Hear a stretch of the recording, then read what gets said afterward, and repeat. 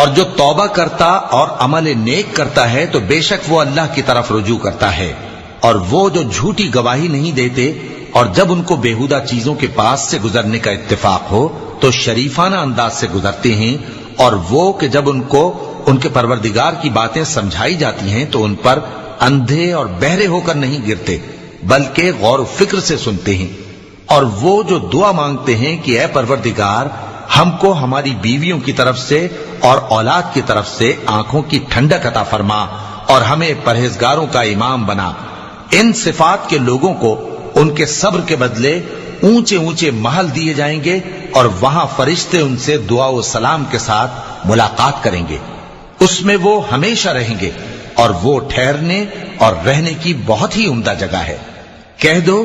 کہ اگر تم اللہ کو نہیں پکارتے تو میرا پروردگار بھی تمہاری کچھ پرواہ نہیں کرتا، تم نے تکذیب کی ہے سو اب مڈ بھیڑ ہوگی۔ صدق اللہ العظیم۔